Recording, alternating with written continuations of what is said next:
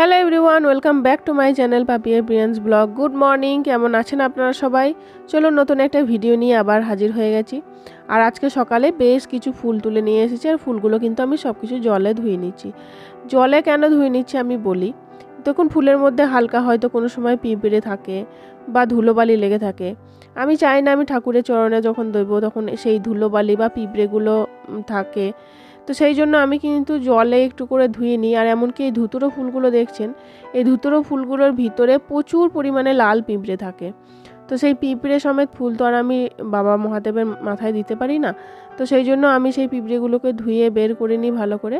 তারপরে কিন্তু আমি একটু ফুলটাকে আগে সাজিয়ে নিই, কারণ কোন ঠাকুরকে কোন ফুল দেবো সেটা সাজিয়ে নিলে নিজের একটু সুবিধা হয়। আর আজকের ফুলের সম্ভার আমার এইটুকু।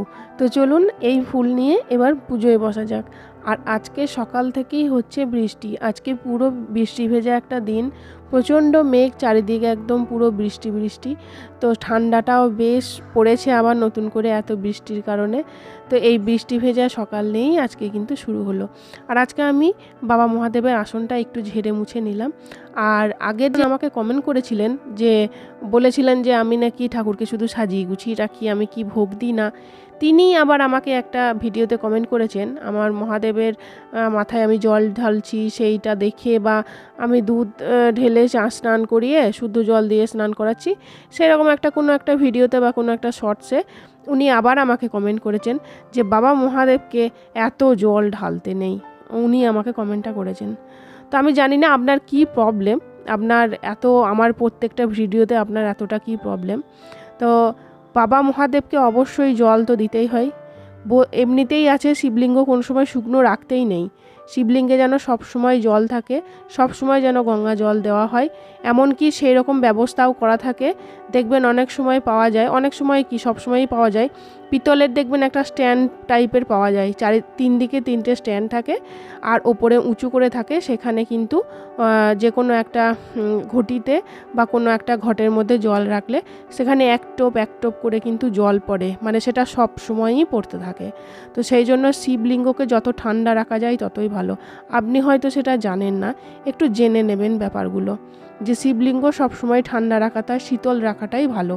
শিবলিঙ্গ কোনো সময় শুকনো রাখতে হয় না। আর জল যদি এতটা নাই ঢালতে হয় তাহলে মন্দিরে গিয়ে এত কিন্তু শিবলিঙ্গে কেউ জল ঢালতো না। আর বাবা শিবের মন্দিরে কোনো সময় আপনি শুকনো পাবেন না।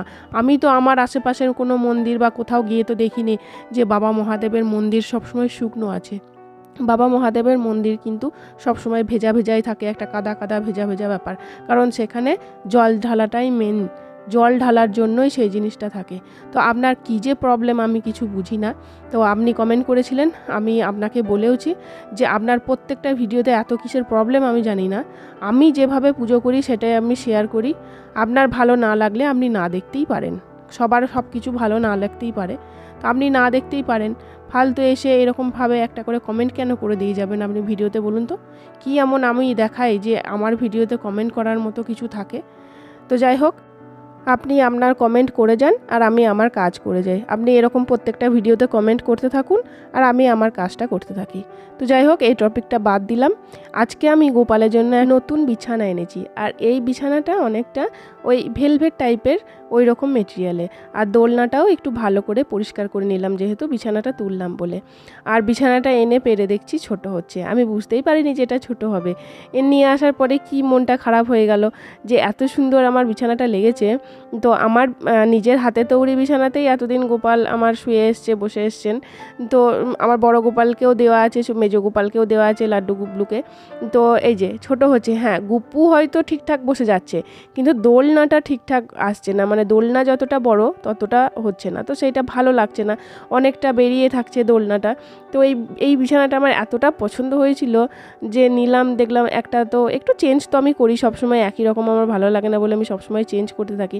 তো দেখলাম একটু চেঞ্জ হবে, একটু ভালো লাগবে এই বিছানাটা। তো এই বিছানাটা হলো না, তো আমার মনটা একটু খারাপ হয়ে গেল যে না, ছোট হয়ে গেল। তারপর এটাকে এক্সচেঞ্জ করে দিতে হবে, বলতে হবে যে বড় সাইজ এনে দিতে হবে। বড় সাইজ যদিও ছিল না। আর এই বিছানাগুলো আপনারা আমাকে কমেন্টে জিজ্ঞাসা করেন যে এগুলো কি তুমি নিজে বানিয়েছো? হ্যাঁ, এগুলো সবই আমি নিজে বানিয়েছি। নিজে বাড়িতে যে তুলো হয়, মানে আমাদের বাড়িতে তুলোর গাছ আছে, তো সেই তুলো বাড়ি থেকে যে তুলো তৈরি হয় সেই তুলো দিয়েই কিন্তু আমি এই বিছানা বালিশ এগুলো কিন্তু বানিয়েছি। এর ভিডিও বানানো আছে আমার চ্যানেলে, বিছানা বালিশের ভিডিও আমার শেয়ার করা আছে, আপনারা চাইলে দেখে নিতে পারেন। সব বালিশ বিছানা বড়গুলো ছোটোগুলো সব রকম সাইজের আমার, এমনকি যেগুলো দেওয়া আছে এর বাইরেও এক্সট্রা কিন্তু আমার আরও বিছানাপত্র আছে, সেগুলো অন্য জায়গায় রাখা আছে। মানে যখন যেমন দরকার পড়ে সেই রকম হিসাবে কিন্তু আমি বিছানা বালিশগুলো ব্যবহার করি। আর বিছানা বালিশটা ব্যবহার করার পরে এরকম একটা প্রিন্টেড একটা নতুন কাপড়ের ছিট নিয়ে এসে সেটা সবার কভারটা একই সেটের বানিয়ে দিয়েছি, যাতে সবার একই রকম ভালো লাগে দেখতে। আর বিছানা আনার সঙ্গে সঙ্গেও লাড্ডুর জন্য দুটো জামা নিয়ে এসেছিলাম, কিন্তু জামা দুটো দেখছি কেমন টাইপের, চিট লাগানো, কেমন পরিয়ে একটু ভালো লাগছে না। আর এর সাথে যে প্যান্টটা সেটা তো হচ্ছেই না, সেটা পাটাই কোনো রকমে ঢুকছে না, মানে একটা পায়ে ঢুকছে না তো দুটো পা তো ঢুকবেই না। তো এটা দুটো নিয়ে এসেছিলাম হবে বলে, তো দেখলাম না কোনোটাই হলো না। তো আমি দেখলাম লাড্ডুর জন্য হচ্ছে না, তাহলে প্যান্টটা না হয় থাক, তাহলে শুধু জামাটাই পরিয়ে দেবো, প্যান্টটা তো হবে না, তবুও নেবো। তো দেখলাম তো জামাটা পরিয়েও কেমন একটা অড লাগছে, দেখে ভালো লাগছে না, তো সেই জন্য দেখলাম না থাক। তো দেখলাম যে না থাক, ভালো যখন লাগছে না তখন নেব না, অনেক জামাই তো আছে। তারপর দেখলাম গুবলুকে পরিয়ে দেখি তো গুবলুর হচ্ছে কি না, তো দেখলাম গুবলুর তো মাথাতেই ঢুকছে না। তো কোনো রকমই হলো না, কারোর জন্যই হলো না। তো থাক, আবার অন্য সময় অন্য কোনো জামা আবার নিয়ে আসবো। আমি তো জামা প্রায়ই কিনতে থাকি, আমার ভালো লাগলেই আমি কিনে নিয়ে চলে আসি। আর একঘেয়েমি একই রকম জামা আমার পরাতে ভালোও লাগে না। তো হলো না এই জামাগুলো, সবগুলোই রিটার্ন দিতে হবে, বিছানাটাও রিটার্ন দিতে হবে। বিছানাটা যেহেতু একটু ছোট হলো তো বলতে হবে বড় সাইজের একটা এনে দিতে।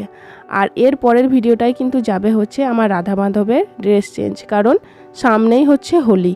তো হোলির জন্য আমি রাধা মাধবকে এবার ড্রেস চেঞ্জ করাবো। রাধা রানীর জন্য তো ড্রেস আছেই, আর কৃষ্ণের জন্য দেখব যে বাজারে কোনো রকম কোনো ধুতি ভালো রকম কিছু এসেছে কিনা, যদি না এসেছে তাহলে আমি বাড়িতে নিজেই আমি ধুতি পরাবো। তো আপনারা কিন্তু অবশ্যই ভিডিওটা দেখবেন, এরপরে কিন্তু আমার রাধা মাধবের সাজ সিঙ্গারের ভিডিও আসবে। তো আজকের পুজো তাহলে এখানেই কমপ্লিট। তো চলুন, ভিডিওটা কেমন লাগলো অবশ্যই বলবেন, যদি কিছু ভালো লেগে থাকে তাহলে প্লিজ লাইক কমেন্ট শেয়ার করতে ভুলবেন না, চ্যানেলটা অবশ্যই সাবস্ক্রাইব করবেন। চলুন আজকের মতো আসি, আবার দেখা হচ্ছে পরের ভিডিওতে। ততক্ষণের জন্য সবাই সুস্থ থাকবেন, ভালো থাকবেন, টাটা।